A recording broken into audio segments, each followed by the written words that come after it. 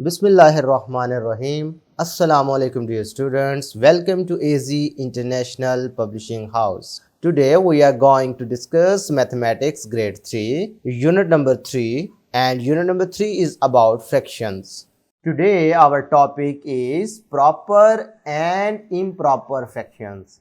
जैसा कि previous lectures में आप देख रहे हैं कि हमने फ्रैक्शन के बारे में डिस्कशन की, फ्रैक्शन से रिलेटेड हमने 2 प्रैक्टिस सेक्शन सोल्व किए ताकि हमें पता चल जाए कि फ्रैक्शन कैसे अप्लाई होती है। अब हम टाइप्स ऑफ फ्रैक्शन पर आ गए हैं, जिसमें से हम आज 2 टाइप्स डिस्कस कर रहे हैं। पहले वाली टाइप है जिसे आप कहते हैं प्रॉपर फ्रैक्शन, ठीक है, प्रॉपर फ्रैक्शन, और दूसरी वाली टाइप का नाम है इम्प्रॉपर फ्रैक्शन। तो पहली स्लाइड में मैं कोशिश कर रहा हूं कि आपको प्रॉपर फ्रैक्शन मुकम्मल क्लियर हो जाए। नेक्स्ट स्लाइड में इंशाल्लाह इम्प्रॉपर फ्रैक्शन क्लियर करते हैं। तो डेफिनेशन से मैं स्टार्ट ले रहा हूं। A fraction where numerator is smaller than denominator is called proper fraction.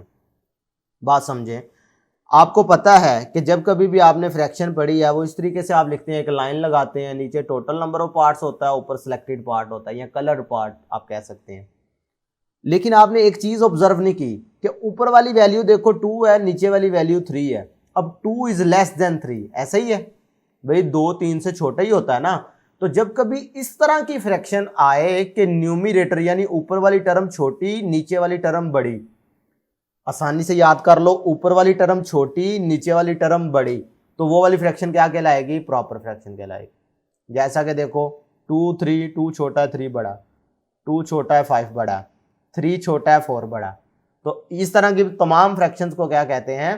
Proper fraction कहते हैं। अब इसी फ्रैक्शन को वो फिगर की शक्ल में बता रहा है कि 3 हिस्से हैं, 3 हिस्सों में से 2 में कलर है, 5 हिस्से हैं, 5 में से 2 में कलर है, 4 टोटल हिस्से हैं, 4 में से 3 में कलर किया हुआ है। ये आपको पिक्चर्स की मदद से फ्रैक्शन समझाई गई हैं। लेकिन मेन टारगेट क्या था? आपको पता चलना कि प्रॉपर फ्रैक्शन क्या होती है। सो नेक्स्ट टाइप है हमारे पास इम्प्रॉपर फ्रैक्शन की। तो इम्प्रॉपर फ्रैक्शन क्या होती है? ऐसी फ्रैक्शन जिसमें न्यूमरेटर की वैल्यू जो है वो ग्रेटर हो डिनोमिनेटर से। भाई लिखा हुआ है fraction where numerator is greater than denominator is called improper fraction. भाई इस तरह की फ्रैक्शन भी तो आ सकती थी। 3/2 ऊपर क्या है? बड़ी वैल्यू है, नीचे क्या है? छोटी वैल्यू, यानी 3 बड़ा है 2 से। तो जब कभी ऐसी सिचुएशन हो कि ऊपर वाली वैल्यू बड़ी, नीचे वाली वैल्यू छोटी, तो उस केस में आप क्या कहेंगे कि ये वाली फ्रैक्शन इम्प्रॉपर फ्रैक्शन कहलाएगी। बात समझ आ रही है? ये देखो 3/2 की बात करो, ये क्या हो रहा है ये बाद में समझाता हूं। ऊपर वाली वैल्यू बड़ी, नीचे वाली छोटी, ऊपर वाली वैल्यू बड़ी, नीचे वाली छोटी, ऊपर वाली वैल्यू बड़ी, नीचे वाली छोटी। तो ये तमाम की तमाम क्या कहलाएंगी? इन तमाम को आप इम्प्रॉपर फ्रैक्शंस कहेंगे। मेरी बात समझ आ रही है? सो अगर हम बात करें 3/2 की, मैं अब ग्राफिकली आपको समझाने लगा हूं कि ये पिक्चर्स में कैसे बनता है। ये अगर 3/2 की बात करो, इसको मैं 2 तरीकों से एक्सप्लेन करूंगा, समझने की कोशिश कीजिएगा। भाई अगर मैं 3 अलहदा कर देता हूं तो इसका मतलब है ये 1/2 ऐसे है। इसका मतलब ये है कि 3 हाफ, तो देखो 1 2 3 हाफ लिए गए हैं। लेकिन ये फिगर बनी कैसे है, ये बात जरा समझने वाली है। मैं इसके लिए आपको डिवीजन तो आपको आती है, ठीक है भाई। ये देखो 3 को 2 पे डिवाइड करो, 2 × 1 2, रिमाइंडर 1 बच गया। इसका मतलब क्या है? ये जो 1 आंसर आ रहा है ना, ये शो कर रहा है, इसको आप लिखते कैसे हैं? 1 होल है और ये रिमाइंडर है, ये इसका डिवाइजर है। अब लिखने का तरीका कार जरा सीख लें। जो होल होता है वो अलहदा लिख लेते हैं, रिमाइंडर ऊपर लिख लेते हैं, डिवाइजर नीचे लिख लेते हैं। बात मेरी क्लियर हुई? ये फ्रैक्शन बन जाती है, ये होल नंबर बन जाता है। जितनी भी हमारे पास इम्प्रॉपर फ्रैक्शन आएंगी उसको आपने ये डिवाइड करके इस तरीके से लहदा कर लेना है, ताकि फिर आपको तस्वीरों का पता चल सके ये तस्वीरें बनी कैसे हैं। भाई 3/2 को हमने करके देखा कि इसमें एक होल है और एक हाफ है। अब जब एक हाफ है तो होल वाले को भी हमें हाफ करना पड़ा, क्योंकि फ्रैक्शन होती है इक्वली डिवाइड, इक्वल पार्ट में से फ्रैक्शन ली जाती है। इसलिए मैंने इसको भी डिवाइड कर दिया और इसको भी 2 हिस्सों में डिवाइड कर दिया। लेकिन इस सारे को कलर करने का मतलब है कि 1 होल की बात हो रही है, ठीक है। अगर आप प्लस सिंबल वाले को, सिंबल ऑफ प्लस को आप अपने ज़हन से 1 मिनट के लिए निकाल दें तो इसका मतलब ये है कि ये 1 होल है और ये इसका हाफ है। और शो किसको कर रहे हैं? ये दोनों मिलकर 3/2। मैं दूसरी एग्जांपल से दोबारा समझाने की कोशिश करता हूं कि ये इधर क्या लिखा हुआ था? 5/4। तो आपने क्या किया? 5 को 4 पे डिवाइड करो, 4 × 1 4, सब्ट्रैक्ट करने के बाद रिमाइंडर फिर 1। लिखने का तरीकाकार मैंने क्या बताया कि जो आंसर आता है वो होता है होल को शो कर रहा, जो रिमाइंडर होता है उसे ऊपर लिख लेते हैं, जो डिवाइजर होता है उसे नीचे करके एक फ्रैक्शन बना लेते हैं। पता चला कि 1 होल है और 1/4 है। अब फिगर में इधर स्क्वायर बना हुआ है, आपकी मर्जी थी कि आप स्क्वायर बनाते, आपकी मर्जी, आप सर्कल बना सकते थे भाई, इस तरह भी बना सकते थे, फिर भी आपकी शेप सही कंसीडर की जाती। ठीक है, तो ये 1 होल है इसलिए मैंने इसके चारों पार्ट कलर कर दिए, ये 1 होल को शो कर रहा है और इसमें से 1/4 चाहिए था तो लिहाजा मैंने ये इसका एक हिस्सा लिया, तो ये 1/4 को शो करेगा। बात समझ आई है? नेक्स्ट एग्जांपल फिर मैं दोबारा से एक्सप्लेन करता हूं ताकि आपको मजीद क्लियर हो जाए। भाई 8/7 है तो आप क्या करेंगे, 8 को अंदर रख 7 को बाहर रख डिवाइड करो, 7 × 1 आंसर आया। ये जो क्वोशंट में आया है ये होता है होल पार्ट, ये जो रिमाइंडर में आया है ये फ्रैक्शन का ऊपर वाला हिस्सा, जो डिवाइजर है वो फ्रैक्शन का नीचे वाला हिस्सा। अब इधर से पता चल रहा है कि एक होल है और एक 1/7 पार्ट है। अब 1/7 ने मुझे बताया कि जो होल भी लेना है उसके भी 7 पार्ट होने चाहिए, जो 1/7 लेना है उसके भी 7 इक्वल पार्ट होंगे, तो उसमें से आप एक हिस्सा सेलेक्ट करोगे ना। तो इसका मतलब है ये प्लस फिर आपको इसलिए बताया कि ये दोनों ज्वाइन हो रहे हैं, दोनों को ज्वाइन करके हम लिखते हैं। बात क्लियर है? तो अब आपको पता चल गया होगा कि इम्प्रॉपर फ्रैक्शंस क्या हैं। मैंने इन डिटेल ये बातें समझाई हैं, वरना आपके लिए ये कॉन्सेप्ट सिर्फ इतना बताना काफी था कि अगर आप ऊपर वाली टर्म देखो बड़ी है, नीचे वाली टर्म छोटी है तो इम्प्रॉपर फ्रैक्शन है।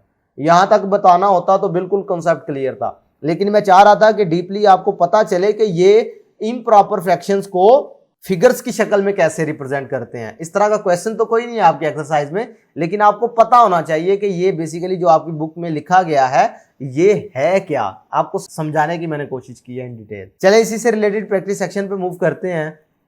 क्वेश्चन नंबर इसका 1 देखो जी, separate proper and improper fraction. भी एक ही सवाल है इसमें कि आपने प्रॉपर और इम्प्रॉपर फ्रैक्शन अलग-अलग करनी है।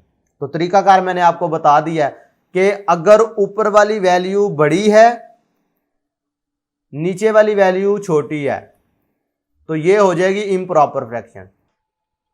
अच्छा, बाज दफा एक और चीज आती है इम्प्रॉपर फ्रैक्शन में, बड़ी छोटी वाली तो कॉन्सेप्ट है, और बाज दफा अगर दोनों वैल्यू इक्वल हो जाए तब भी इम्प्रॉपर फ्रैक्शन होती है, ये भी बात आपने याद रखनी है। अच्छा, दूसरा केस मैंने आपको बताया है, ये मेरा उर्दू में लिखने का मकसद ये है प्यारे बच्चों कि आपको अपनी लैंग्वेज में कॉन्सेप्ट समझ आना चाहिए। मेन टारगेट मेरा ये है कि आपको मैथमेटिकल कॉन्सेप्ट्स क्लियर हों।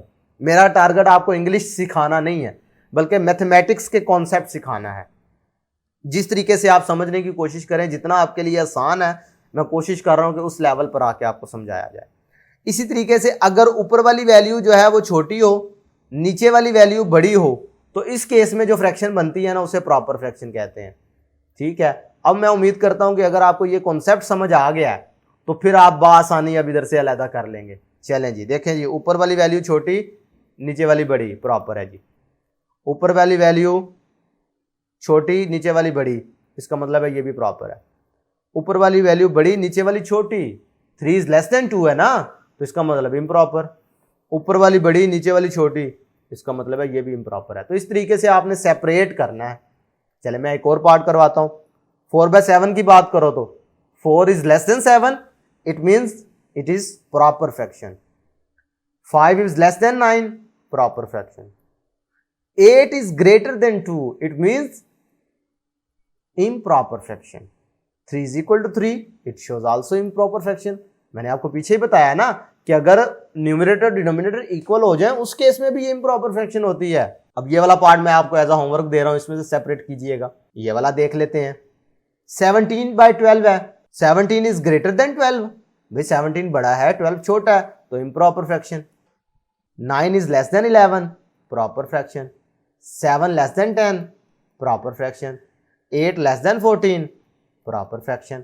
सिर्फ इम्प्रॉपर इनमें से एक ही थी। इसी तरीके से अब ये वाला पार्ट, ये वाला पार्ट, ये वाला और ये वाला आप लोग खुद करेंगे।